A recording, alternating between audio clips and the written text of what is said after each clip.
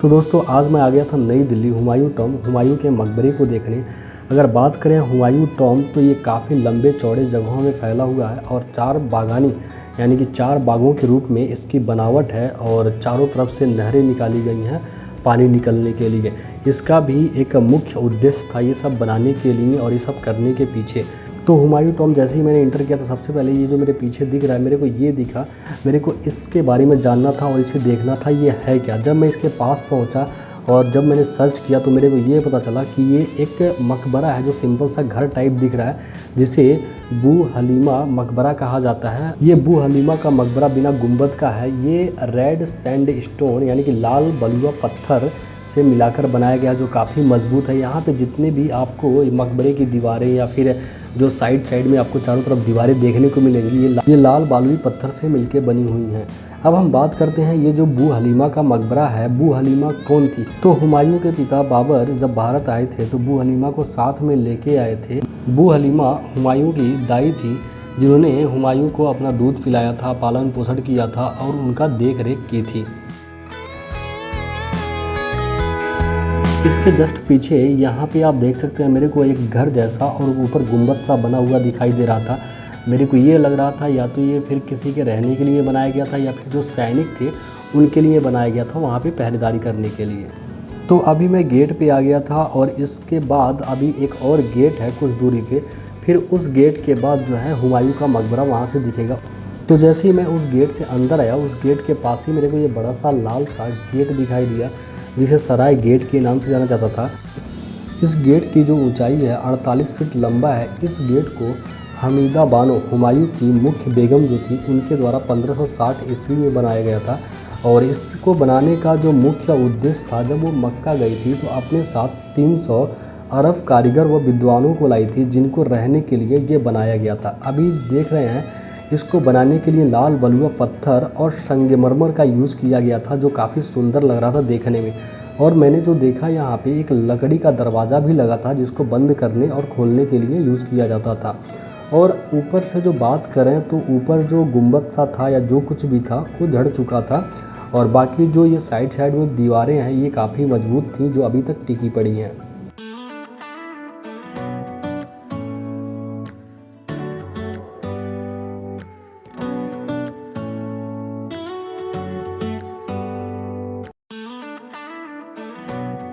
तो जब इस गेट से होके अंदर के साइड में और बढ़ता गया तो मेरे को जो देखने को मिला वो काफ़ी खूबसूरत था। और यहाँ पे मेरे को जो देखने को मिला ये था अफसर वाला मस्जिद और अफसर का मकबरा। ये जो अफसर वाला मस्जिद और मकबरा है, कहा जाता है कि हुमायूं के परिवार में रहने वाले किसी एक ऐसे उच्च सदस्य का था जो किसी अफसर या सैन्य अधिकारी के पद पे थे जिनके नाम पे ये मस्जिद और ये मकबरा बनाया गया था। और इस मकबरे के अंदर उस अफसर वाला की कब्र है और साथ में आपको 2 कब्रें और देखने को मिलती हैं जो हुमायूं के ही किसी सदस्य की है।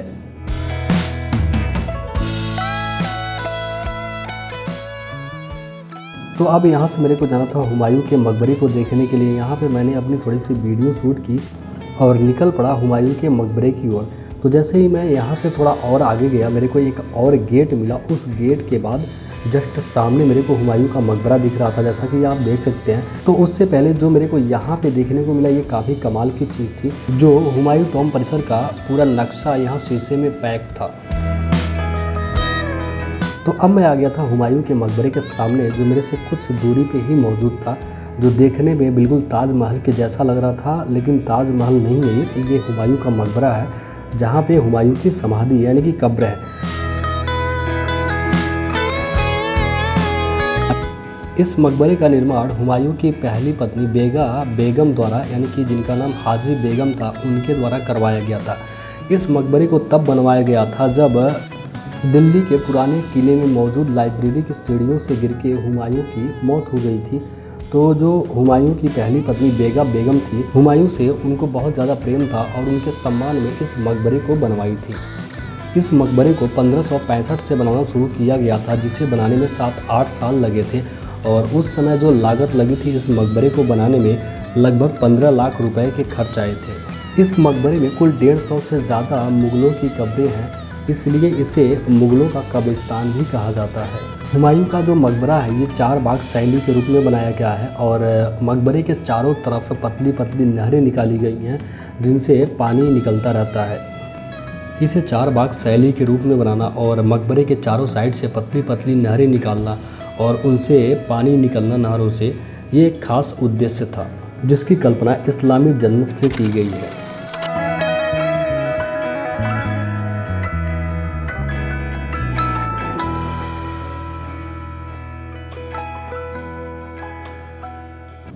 इस मकबरे को बनाने में लाल बलुआ पत्थर और क्वार्टजाइट पत्थरों तथा सफ़ेद संगमरमर का यूज़ किया गया है, जो देखने में काफ़ी सुंदर और काफ़ी मजबूत भी ये है।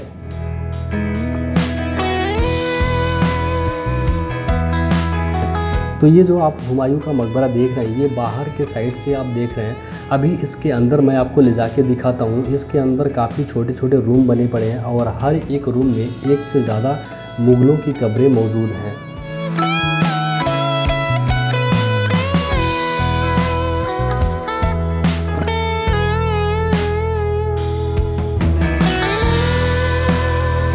तो ये मेन गेट है हुमायूं के मकबरे के अंदर जाने का, और जब आप सबसे पहले आपको जो सामने कब्र दिखती है ये हुमायूं की कब्र है और इसके साइड में जो आपको आजू बाजू में दिखाई देते हैं रूम, जैसे कि ये रूम है, अगर आप इसके अंदर जाएंगे तो आपको एक से ज़्यादा कब्रें देखने को मिलती है। ये हुमायूं का कब्र है जिसे सफ़ेद संगमरमर के पत्थरों से बनाया गया है। अगर आप इस मकबरे के अंदर किसी भी कब्र को देखेंगे तो उसके ऊपर सफ़ेद संगमरमर का पत्थर लगा हुआ है। एक चीज़ और, इस मकबरे के अंदर आपको जितने भी रूम देखने को मिलेंगे उनकी एक और ख़ासियत है, हर एक रूम के अंदर एक दीवार बनी है जो जाली टाइप है जिससे रोशनी आती है। जैसा कि आप देख सकते हैं जितने भी रूम हैं इस प्रकार से आपको रूम देखने को मिलेंगे, और सामने जो आप देख रहे हैं ये दीवार है जो जाली टाइप बनाई गई है जिससे कि इस कब्र के ऊपर रोशनी आए।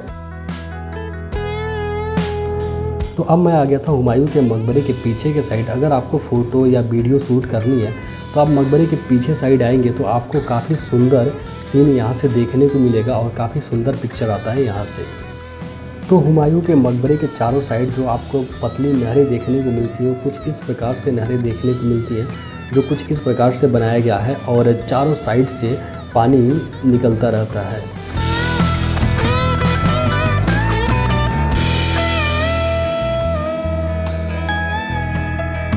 तो हुमायूं का मकबरा देखने के बाद मैं आ गया था ईसा खान नियाज़ी के मकबरे के पास, जो शेर शाह सूरी के शासनकाल में एक सैन्य कमांडर व अधिकारी थे। इस मकबरे को शेर शाह सूरी के शासनकाल में बनाया गया था। इस मकबरे के अंदर टोटल 6 कब्रें हैं, जिसमें से एक कब्र जो है वो ईसा खान नियाज़ी का है और बाकी जो 5 कब्रें हैं उनके परिवार के सदस्यों की है। इस मकबरे से अंदर जाने के लिए मकबरे के पीछे साइड से एक गेट है, जिस गेट से होके लोग अंदर जाते हैं।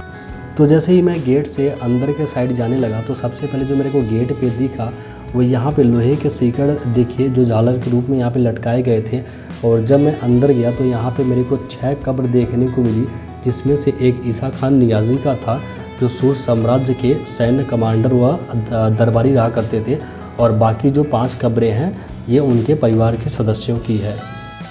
तो जब आप यहाँ पे जाते हैं तो आपको हर एक मकबरे में या फिर आपको कोई भी ऐसा घर दिखेगा वहाँ पे आपको कब्र देखने को मिलती हैं जो मुग़लों की कब्रें हैं, इसलिए इसे मुग़लों का कब्रिस्तान भी कहा जाता है। जैसा कि मैंने आपको बताया कि जो हुमायूं का मकबरा है केवल उसके मकबरे में 150 से ज़्यादा की कब्रें हैं।